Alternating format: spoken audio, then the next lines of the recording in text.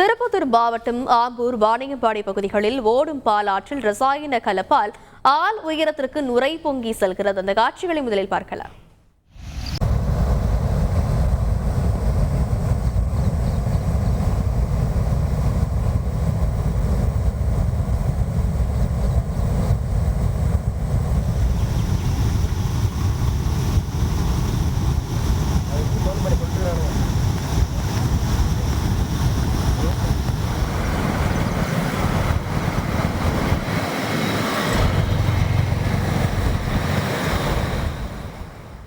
இது தொடர்பான கூடுதல் விவரங்களை செய்தியாளர் அரவிந்த் விவரிக்க கேட்கலாம். வணக்கம் அரவிந்த், கூடுதல் விவரம்.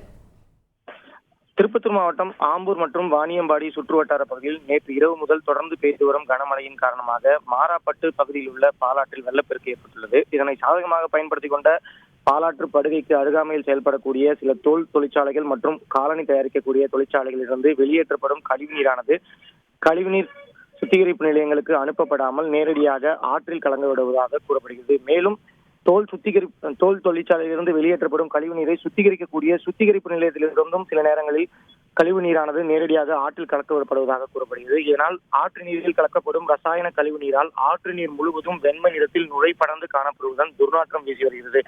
சுமார் 6 அடிக்கும் மேல் நுரை படர்ந்து காணப்படுவதால் அப்பகுதி வழியாக பயணிக்கக்கூடிய பொதுமக்கள் மற்றும் வாகன ஓட்டிகள் மிகுந்த அச்சத்துடனே பயணிக்கக்கூடிய சூழல் ஏற்பட்டுள்ளது.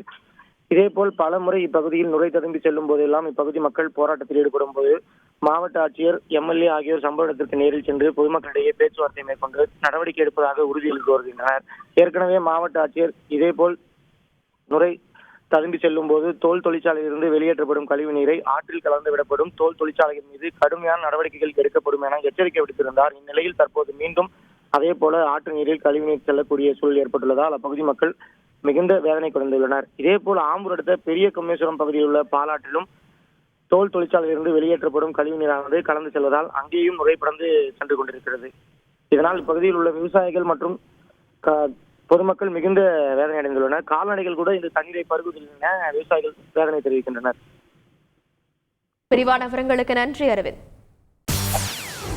செய்திகளை உடனுக்குடன் தெரிந்து கொள்ள உடனே சப்ஸ்கிரைப் பண்ணுங்க.